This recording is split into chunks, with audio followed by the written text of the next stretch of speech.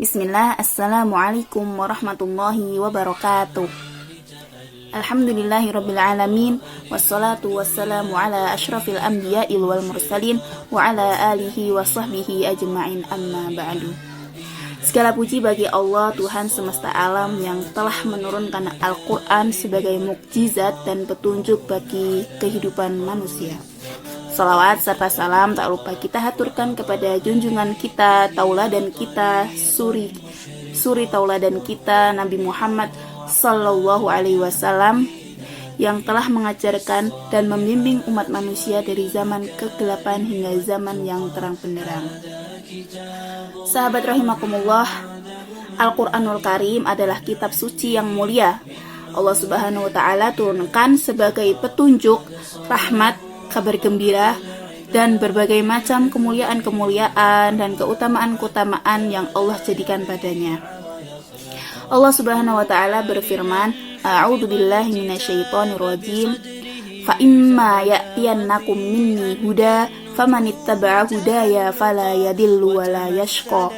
Yang artinya, dan jika datang kepadamu wahai manusia petunjuk dariku, maka barang siapa yang mengikuti petunjukku dalam Al-Quran, maka dia tidak akan tersesat dan tidak akan sengsara atau celaka di akhirat nanti. Quran Surat Toha ayat 123. Sahabat yang mulia, Abdullah bin Abbas radhiyallahu anhu berkata, Allah menjamin bagi orang yang membaca Al-Quran dan mengamalkan kandungannya, dia tidak akan tersesat di dunia ini dan tidak akan sengsara di akhirat nanti. Al-Quranul Karim adalah kitab yang mulia, akan tetapi kenyataannya kaum muslimin rahimakumullah, banyak di antara kita yang membaca Al-Quran, rajin membolak-balikkan lembarannya, kan tetapi rasanya fungsi dan manfaat Al-Quran itu kurang kita dapati. Al-Quran sebagai sebab yang menenangkan hati manusia, mendamaikan jiwa manusia. Dalam Quran Surat Ar-Ra'd ayat 28, Ala bidzikrillahi tatmainnul qulub. Ketahuilah, dengan mengingat Allah, hati manusia menjadi tenang. Banyak orang yang membaca Al-Quran tapi hatinya selalu diliputi dengan kegundahan-kegundahan, diliputi keresahan, bahkan stres menghinggapi jiwanya. Bagaimana fungsi Al-Quran pada diri orang ini tidak terlihat nyata padahal dia rajin membaca Al-Quran? Inilah satu kenyataan yang harusnya kita renungkan sebabnya. Kita pelajari apa yang menjadi permasalahan dalam hal ini dengan merujuk kepada petunjuk Allah dan keterangan para ulama Ahlus Sunnah. Al-Quran diturunkan bukan cuma sekedar dibaca huruf-hurufnya, dibolak-balik lembarannya, bukan cuma sekedar dikejar untuk bisa ditamatkan, membaca sekian dalam sehari, tamat sampai sekian hari. Kalau targetnya cuma sekedar menghabiskan, sebagian orang bisa satu malam menghabiskannya sekedar dibaca saja. Ibnu Mas'ud radhiyallahu anhu berkata, melarang hal ini dalam sebuah atsar ucapan beliau. Beliau mengatakan, jangan yang menjadi perhatian salah seorang di antara kamu sekedar menghabiskan surat. Sekedar menghabiskan surat untuk mempercepat bacaannya itu enggak. Al-Quran tujuan utamanya bukan diturunkan untuk itu, tapi tujuannya adalah untuk bisa diamalkan kandungannya, yang berarti harus dipahami isinya, dimengerti maknanya yang terkandung di dalamnya. Allah berfirman, A'udzubillahi minasyaitonirrajim. Kitabun anzalnahu ilaika mubarakun liyadabbaru ayatihi wa liyatadzakkara ulul albab. Kitab Al-Quran yang kami turunkan kepadamu agar manusia merenungkan isinya, menghayati maknanya, dan orang-orang yang berakal bisa mengambil pelajaran darinya. Quran Surat Shad ayat 29. Nah, fungsi Al-Quran akan didapatkan secara sempurna oleh manusia tergantung dari bagaimana mereka memahami isinya, meresapi kandungannya, menghayati keindahannya.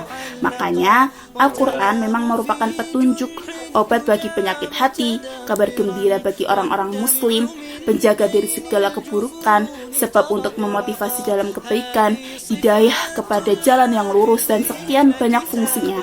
Tapi kalau kita nggak paham isinya, tidak mengerti kandungannya, apakah kita akan dapat fungsi tersebut dengan sempurna? Makanya Ibnul Qayyim rahimakumullah menjelaskan dengan satu pernyataan penting. Beliau berkata, akan tetapi fungsi dan manfaat dari Al-Quran itu tergantung sejauh mana kita memahaminya dan mengerti kandungan yang terdapat di dalamnya.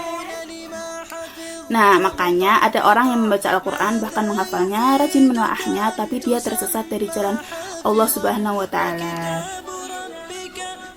Al-Quran itu tidak merasuk dalam hati mereka, makanya Al-Quran tidak bermanfaat untuk membersihkan atau memperbaiki akidah mereka, tidak bermanfaat untuk menyelamatkan mereka dari kesesatan, karena mereka tidak memahami kandungannya dengan benar. Nah, itu Rasulullah juga bersabda, wal Qur'anu hujjatun laka au alaika. Al-Quran itu adalah argumentasi untuk membelamu atau justru untuk membantahmu. Hadis riwayat Muslim. Nah, maksudnya kalau kamu paham dan amalkan, maka dia akan membelamu di hadapan Allah Subhanahu wa Ta'ala. Tetapi kalau kamu tidak paham, bagaimana kalau bisa mengamalkannya?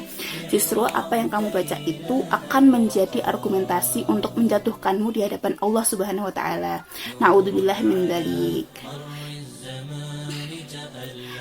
Semoga Allah Subhanahu wa Ta'ala menjadikan kita sebagai ahlul Quran yang sesungguhnya, yang rajin membacanya, berusaha memahami artinya, minimal membaca terjemahannya, dan berusaha mengambil faedah, menyembuhkan penyakit hati, meluruskan keimanan kita dari petunjuk Al-Quran yang sempurna. Semoga Allah Subhanahu wa Ta'ala senantiasa menjadikan Al-Quran sebagai imam yang membimbing kita untuk menempuh jalan yang lurus sampai ke akhir hayat kita. Wallahu a'lam bishawab. Sekian dari saya. Wassalamualaikum warahmatullahi wabarakatuh.